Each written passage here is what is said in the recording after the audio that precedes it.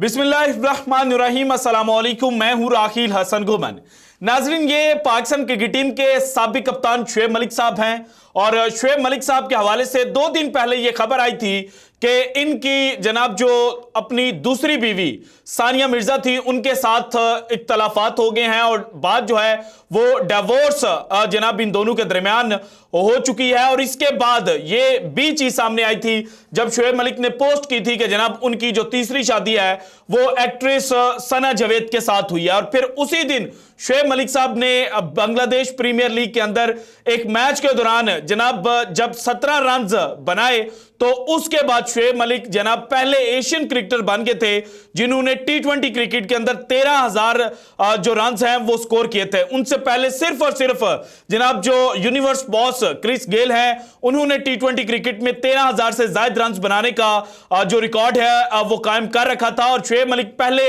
Asian cricketer बन गए हैं और अभी भी उनके जो रन हैं वो जनाब क्रिस गेल से कम है। लेकिन अब जनाब जो रिकॉर्ड शुएब मलिक ने कायम किया था उस रिकॉर्ड को कायम हुए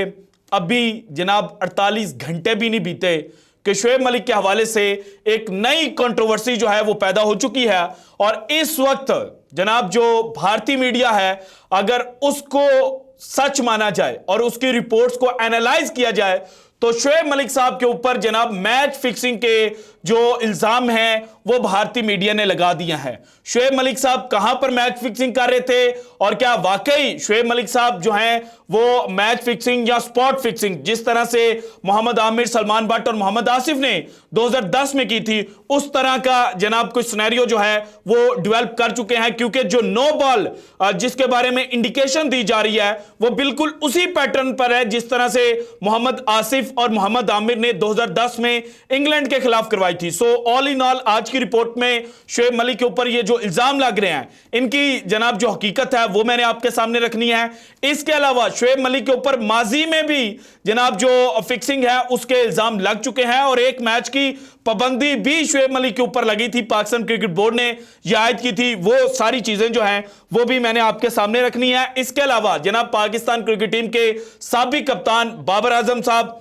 जिनका वर्ल्ड कप जो है वो बड़ा बुरा गया था और उसके बाद उनसे तीनों तर्ज की कप्तानी जो है वो ले ली गई थी। हालांकि बाबर आजम ने खुद रिजाइन किया था लेकिन जो इनसाइड रिपोर्ट्स हैं वो यही हैं कि बाबर आजम को कहा गया था कि आप टी20 और ओडीआई की कप्तानी नहीं करेंगे, अगर आप करना चाहते हैं तो आप टेस्ट में कंटिन्यू कर लेंगे। क्योंकि ये कहा और समझा जा रहा था कि जनाब बाबर आजम जो है वो चूंकि ऑस्ट्रेलिया के अंदर नाकाम कप्तान साबित होंगे तो फिर जनाब हम जो टेस्ट क्रिकेट की कप्तानी है वो भी बाबर आजम से ले लें। और बाबर आजम ने अभी तक मीडिया के ऊपर कोई स्टेटमेंट जो है वो नहीं दी थी। और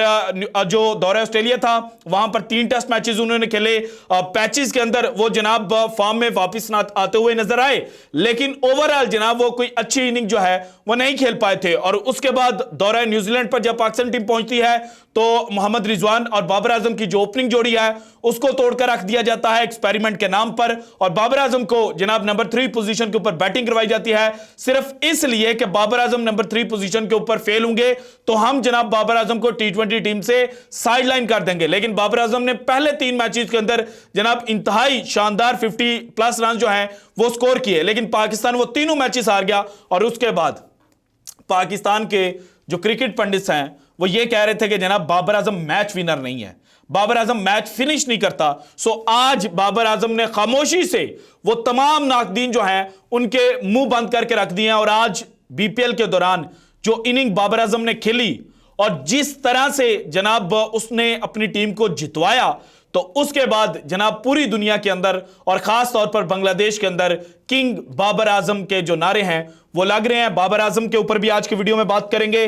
इसके अलावा जनाब आपने सुन रखा होगा कि चोर चोरी से जाए पर हेरा फेरी से ना जाए। आज अगेन यही काम जो है वो अफगानिस्तान के जो यंगस्टर्स हैं उन्होंने जनाब रिपीट करने की कोशिश की लेकिन रिजल्ट वही निकला जो पाकिस्तान के खिलाफ जब फजल हक फरूकी ने मैनकाइंड किया था शादाब खान को और at the end of the over Afghanistan वो मैच हार गया था 1 विकेट से। अगेन यहां पर जनाब जो सिचुएशन सामने आई है आज अफगानिस्तान के जो बच्चे हैं उन्होंने अंडर 19 का मैच जीतने के लिए जनाब न्यूजीलैंड के जो नामे खिलाड़ी थे उनको मैनकैंड किया, लेकिन अगेन जनाब जो अफगानिस्तान है वो 1 रन से मैच हार गया। और इसके साथ ही जनाब ये सबसे लोएस्ट मैच एग्रीगेट था जिसमें न्यूजीलैंड अंडर 19 और अफगानिस्तान अंडर 19 एक दूसरे का आमना सामना कर रहे थे। अफगानिस्तान ने बैटिंग फर्स्ट की, 91 रन जो है वो अफगानिस्तान टोटल स्कोर कर पाया, और सिर्फ 2 खिलाड़ी जनाब जो अफगानिस्तान के थे वो जनाब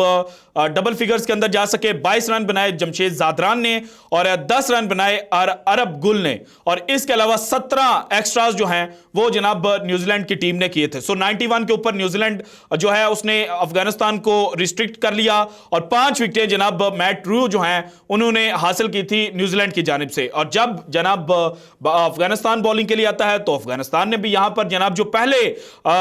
4 न्यूजीलैंड के खिलाड़ी थे उनको बड़ा चीपली चलता किया, और फिर जनाब फर्स्ट इनिंग की तरह न्यूजीलैंड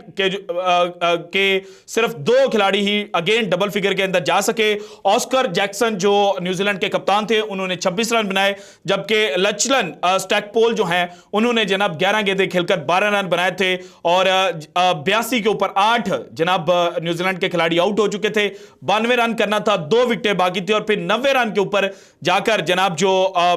बॉलर हैं नसीर खान मरूफ खेल उन्होंने जनाब मैनकाइंड किया, लेकिन मैनकाइंड करने का भी कोई ज्यादा फायदा नहीं हुआ, क्योंकि न्यूजीलैंड ने बाद में जनाब 1 विकेट से ये जो मैच था ये जीत लिया। अफगानिस्तान की जानिब से एम गजनफर ने 3 खिलाड़ियों को आउट किया, खलील अहमद ने 2 खिलाड़ियों को आउट किया, अरब गुल ने 2 खिलाड़ियों को आउट किया, नसीर खान मरूफ खेल जो है उन्होंने 1 खिलाड़ी को आउट किया और 1 को रन आउट किया। सो अब आते हैं जनाब जो पाकिस्तान के हवाले से चल रहा है, और एक बल्कि जो इंट्रो के अंदर मैं बताना भूल गया, पाकिस्तान टीम के हवाले से बगावत की खबरें सामने आ रही थी, और कुछ साफ़ी जो हैं वो इस को रिपोर्ट करते हुए नजर आ रहे थे, लेकिन मेरा यकीन नहीं था। लेकिन अब जनाब एक चीज़ सामने आई है, और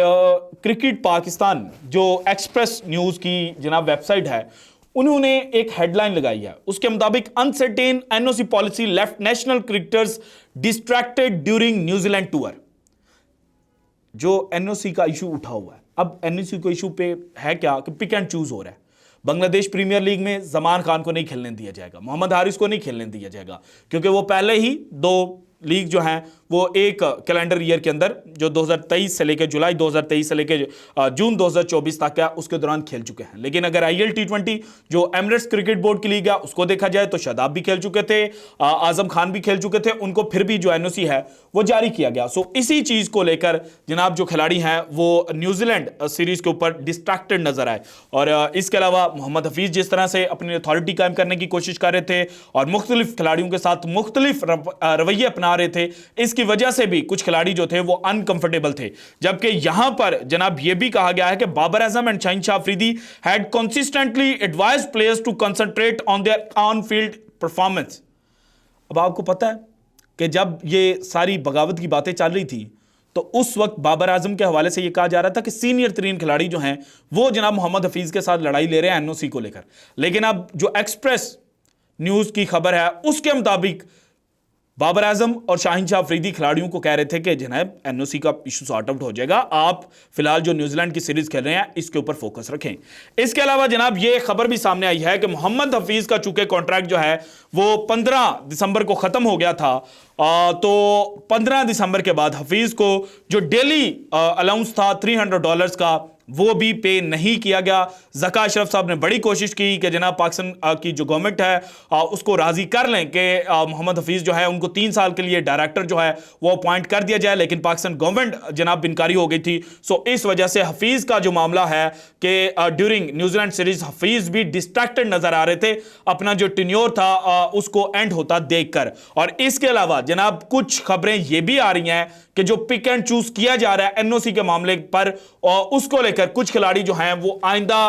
1 से 2 हफ्ते के दरमियान जनाब जो रिटायरमेंट है अपनी वो भी अनाउंस कर सकते हैं। इसमें मोहम्मद हारिस भी हो सकते हैं, क्योंकि उनको ये लग रहा है कि जनाब उनके साथ जो करंट जनाब मैनेजमेंट है उन्होंने जाती की है। पहले उनको न्यूजीलैंड दौरे के ऊपर जनाब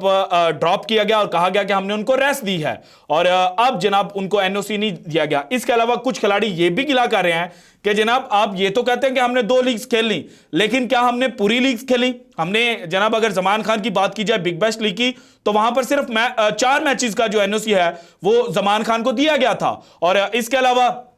जो बाकी खिलाड़ी हैं उनको भी जनाब 4 से 5 से 6 मैचेस का जो एनओसी है वो दिया जाता है। सो मुकम्मल लीग तो उनको खेलने को दी ही नहीं जाती। और इसके अलावा खिलाड़ी ये भी गिला शिकवा कर रहे हैं कि पाकिस्तान क्रिकेट बोर्ड की जो मैनेजमेंट है उसके साथ ये बात हुई थी कि जनाब अगर ऑफ डेज चल रहे होंगे, पाकिस्तान का कैंप नहीं लगा होगा, पीएसएल नहीं हो रहा होगा, नेशनल ड्यूटीज नहीं होंगी, तो फिर खिलाड़ियों को जनाब 2 से ज्यादा एनओसी जो हैं वो भी दिए जा सकते हैं। और इस वजह से जो खिलाड़ी हैं वो क्रिकेट बोर्ड के साथ नाराज नजर आ रहे हैं। और कुछ खिलाड़ी जनाब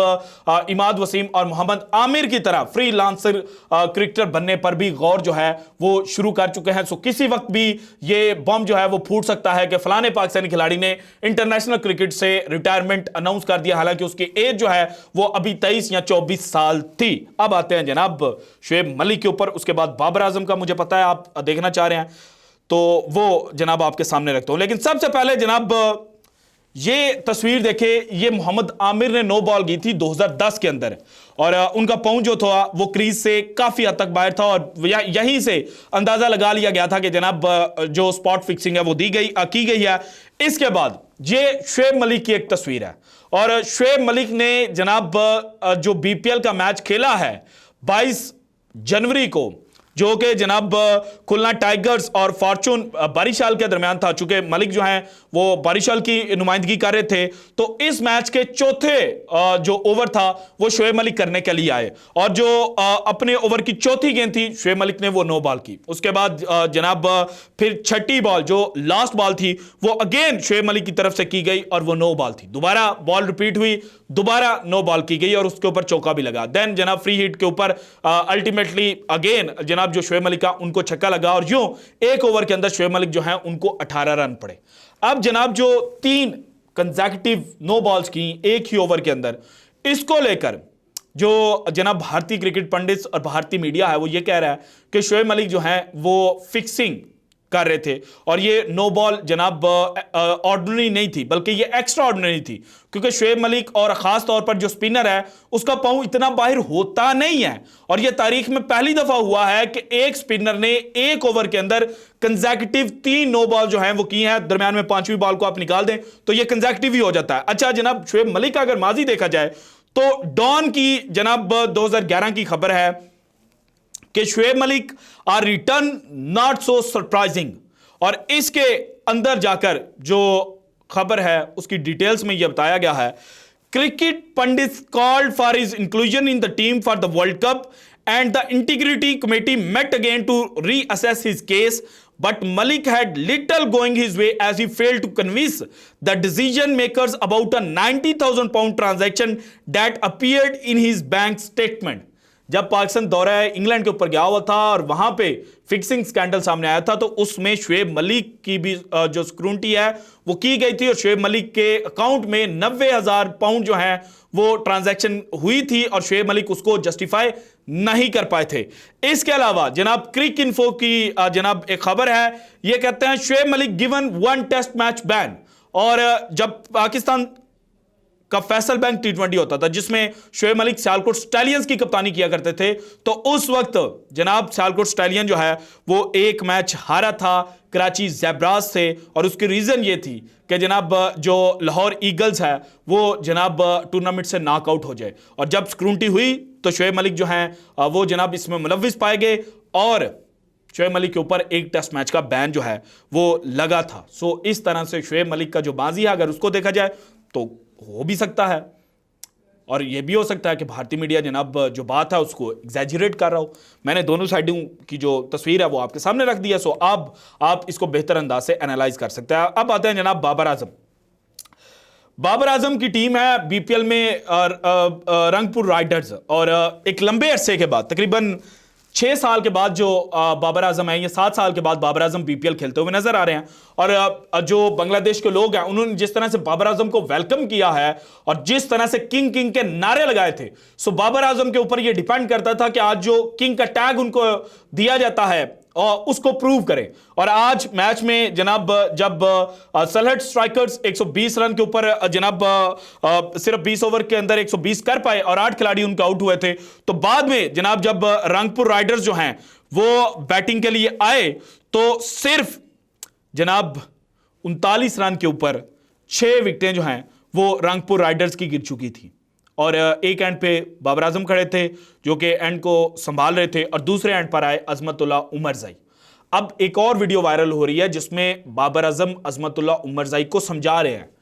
और अजमतुल्ला उमरज़ई उसके बाद मैच को फिनिश करके जाते हैं बाबर आजम के साथ मिलकर। और जनाब बाबर आजम ने 56 रन स्कोर किए और अजमतुल्ला उमरज़ई जो हैं उन्होंने 47 रन स्कोर किए। और जो रंगपुर राइडर्स थे उन्होंने 4 विकेटों से ये मैच जो है वो जीत लिया। रंगपुर राइडर्स ने जो अपना पहला मैच खेला था बीपीएल में उसमें उनको शिकस्त हुई थी, लेकिन बाबर आजम की जनाब जो एक बेहतरीन इनिंग है और एक क्लासी इनिंग है और एक इंस्ट्रक्टिव किस्म की इनिंग है जिसमें वो जनाब जूनियर खिलाड़ी को समझा रहे थे कि आपने मैच सिचुएशन को असेस किस तरह से करना है, उसकी बदौलत रंगपुर राइडर्स जो है वो कीमती पॉइंट्स लेने में कामयाब हुआ। और यही बाबर आजम ने आज प्रूव किया है कि अगर दूसरे एंड पर जनाब कोई साथ देने वाला हो तो मैं मैच फिनिश भी कर सकता हूं। So this is it from today's episode. अगर आपको वीडियो पसंद है तो लाइक कीजिएगा, ज्यादा से ज्यादा शेयर कीजिएगा, अपनी कीमती राय का इज़हार लाजमी कीजिएगा, और अगर आपने अभी तक चैनल को सब्सक्राइब नहीं किया तो कर दें। शुक्रिया, अल्लाह हाफिज।